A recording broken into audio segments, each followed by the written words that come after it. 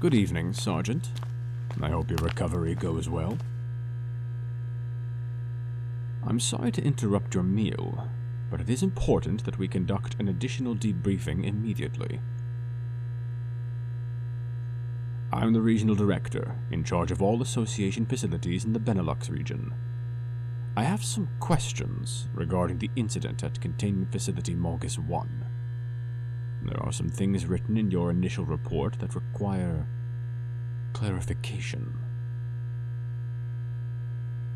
It's not every day a Level 5 security breach happens. As Regional Director, it's my duty to investigate this incident. Unlike many of my colleagues, I prefer to take a hands-on approach to determine the facts. Now, Sergeant, let's start with some basic questions. Please state your name, date of birth, and service number.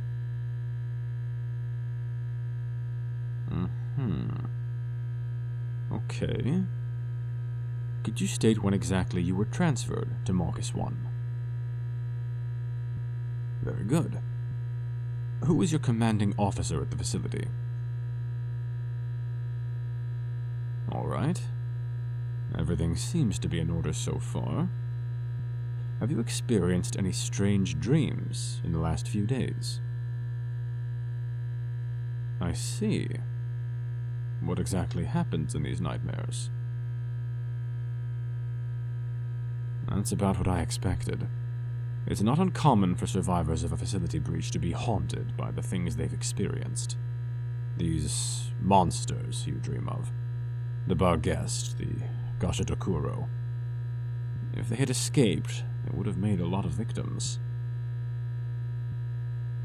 That brings me to another question. I have a hand mirror here. I'd like you to look into it and tell me what you see. Good. Don't be alarmed, that's normal. It was a simple test to see if you are possessed. Since you are not, there's no reflection to be seen. And that is correct, Sergeant. The cuffs restraining you to your bed and the guards posted outside are not for your own safety. We have our reasons. Hopefully by the end of our conversation it will become clear if these precautions are still necessary. Now, I'd like you to clarify a few things you've written down in your initial report. Let's start with the moment you entered K-127's cell. Excuse me? I see. Well, K-127 is classified as a trickster. Just because he told you that's his name, that doesn't mean it's true. He is still alive, yes, for now. Anyways, you were not supposed to be in that cell, Sergeant. We've checked the logs and found nothing. If you were granted permission to enter his cell, it would have been registered. I'm afraid we will not be able to ask her. She did not survive the incident. Very well. Let us assume you're being truthful, and the authorization to enter K-127's cell was not registered due to an administrative error. According to your report, you experienced a spatial anomaly within K-127's cell after coming to an agreement about him joining your squad? Upon hearing an alarm and noticing that the doors to his cell were open, you decided to exit the cell together to assess the situation in the rest of the facility. Why? At that moment in time, the correct course of action would have been to subdue K-127 and prevent him from leaving his cell. Understandable. However, when you finally obtained a weapon later on, you did not terminate him. Even if you had good intentions, you broke protocol by cooperating with him. Unfortunately, all other members of your squad are KIA. They followed protocol and tried to secure the safe room, but encountered several hostile entities on their way there. I understand your reasoning, but your desire to help your colleagues may have been exploited by K-127. Yes, I am aware of your immunity to mental hazards, but are you certain that you are really immune, or just resistant? Fine. Let's jump ahead a little bit and talk about the moment you were found by Recon Team Kilo 1. Upon making visual contact with you and K-127, the team leader of Kilo 1 received a telepathic message. Given his classification as a hostile entity capable of mind control, the team was ordered to open fire immediately. When they did, you pushed him away and caught a bullet for him. From what I've been told, you were quite lucky. The bullet missed all of your vital organs. What exactly motivated you to protect K-127? You are certain you did not feel compelled to do so? It simply seems strange to me that you would do such a thing of your own accord. The day of the incident was the first time you had contact with K-127, yet you protected him like he was someone you've known all your life. I'd like you to listen to an audio fragment of K-127's interrogation. Pay close attention to what he says about you. Why won't you people listen to me? Don't you understand how important this is? This attack wasn't planned by the Brotherhood. They were just pawns. Tomo no Mae is the one responsible for this. I understand your frustration, but we have to verify your statements before we can... Well, verify them a little faster. She's probably planning more attacks as we speak. It would probably help your case if you refrain from showing any further hostility, K-127. Some consider your interaction with our recon team sufficient reason to ignore anything you say. Then they are fools. Your soldiers attacked first. I simply retaliated. They should be grateful that they're still alive. If the sergeant had died, I would not have been so merciful. Why exactly is the sergeant so important to you? You mentioned earlier you had only just met each other on the day of the incident, yet you offered your own surrender in exchange for our guarantee to save this person's life. During our time in the facility, I came to realize that the sergeant is an exceptional individual that I have to protect. What do you mean by that? There are humans in this world who are blessed with remarkable qualities your kind should not have. Impressive strength, precognition, supernatural luck. Your kind used to call them heroes or demigods. Fate twists and turns in mysterious ways around such people. I believe the sergeant is one of those individuals, but still unaware of it. You refer to the sergeant's immunity to mental hazards. Among other things, yes. It is only because of our fateful meeting that Hana's plan to release the Gashadokuro was interrupted. But I feel there is some greater destiny we must both fulfill. And what exactly would that destiny be? I'm not sure. But the sergeant and I are linked by fate. That I know for certain.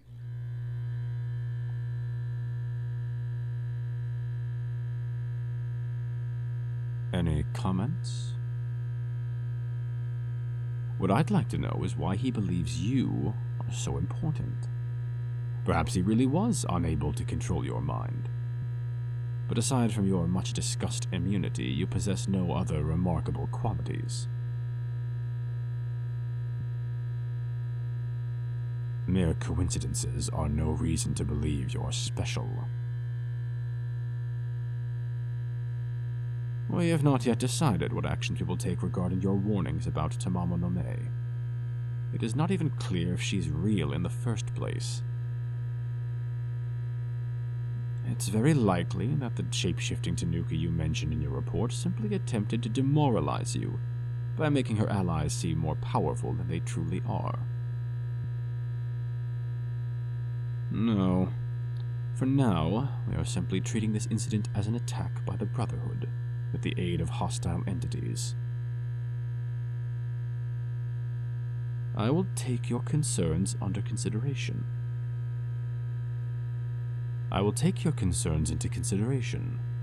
That is, should you be found innocent. There are reasons to believe you are guilty of treason, Sergeant.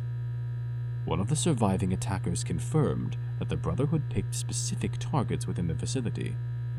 Cell block Delta 3 was chosen because of K-127's presence. They were ordered to help facilitate his escape. You just happened to be in his cell without authorization at the very moment the Brotherhood started their attack. Not only that, you were found in possession of a lead researcher's badge, with which you accessed Observation Chamber G1, one of the other targets the Brotherhood was trying to reach. The evidence against you is overwhelming, and as you are aware, the penalty for treason is death. But there is still one way you can make it out of this alive. If you continue to insist you're fully immune to mental control, you will most likely be found guilty of treason and sentenced to death. However, you could admit that you lost control of your own faculties. You will amend your report and state that you were puppeteered by K-127. Perhaps, but it will be a lie that saves your life. If you are wise enough to follow my advice, you will be taken to a special facility to rehabilitate.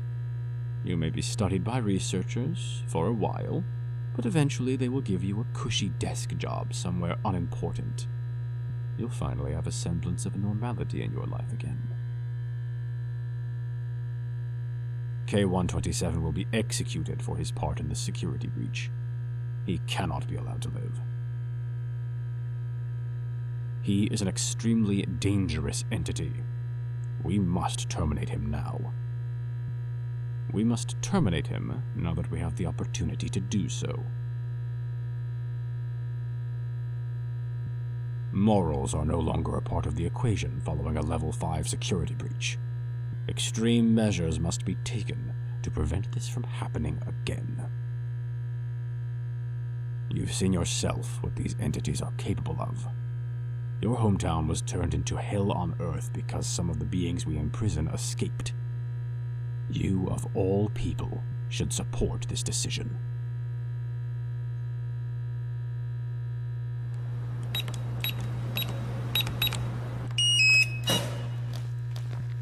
I said no interruptions. You'd better have a good reason for... Director Smit, please come with us. Who are you? Inspector Eichenwald. I'm here on behalf of the Internal Security Committee. You're under arrest for the crimes of treason and conspiracy against the Association. What? This is preposterous! Seize this scumbag. Get your hands off me! You can't do this! The Secretary General will hear of this! The Secretary General is the one who ordered your arrest, Director. Get this trash out of my sight.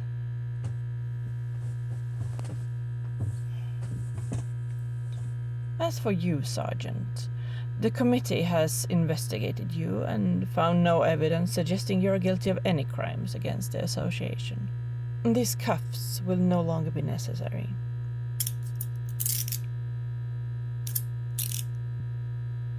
Of course, that is, as long as the answers to your questions aren't classified.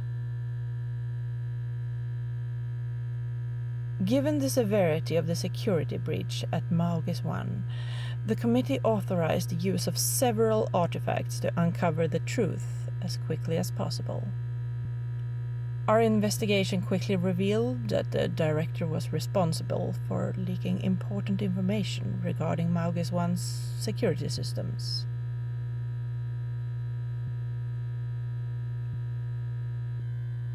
That's not all.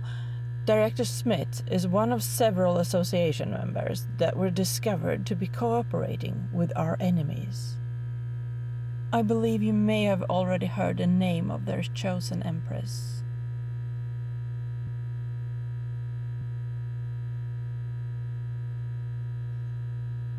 Indeed, they have secretly sworn fealty to Tamama no Mei. Since you and Lord Kiyoshi were the only survivors even remotely aware of her involvement in this incident, the director was planning to eliminate both of you.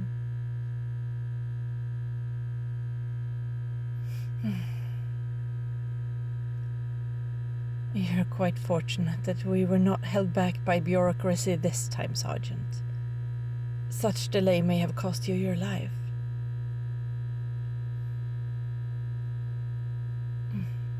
Lord Kiyoshi is fine.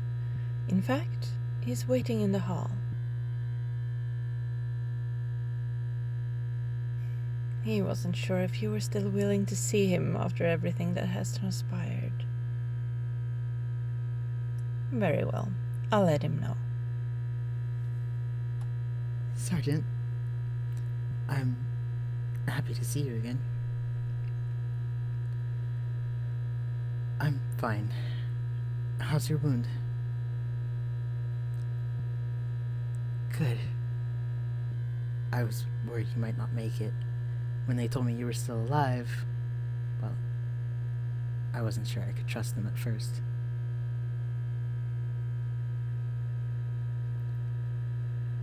Fortunately, it seems our actions drew the attention of more important pieces on the board. There's no need to worry, Sergeant. Since our investigation has confirmed that Lord Kiyoshi means no harm, he has been accepted into the association and is authorized to access all areas with a security level of 4 or lower.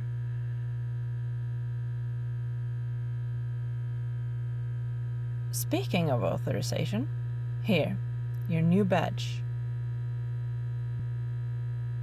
The Secretary General has decided to form a new fire team, codenamed Orna. You and Lord Kiyoshi will be its first members. Orna? Like the blade of the Formorian King Tethra? Correct. And like the blade, the Secretary General will expect you to recount everything you have done.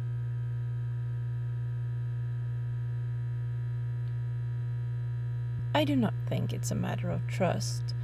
The Secretary General has long been pushing for the creation of task groups with non-human members, but many in the Council have been skeptical.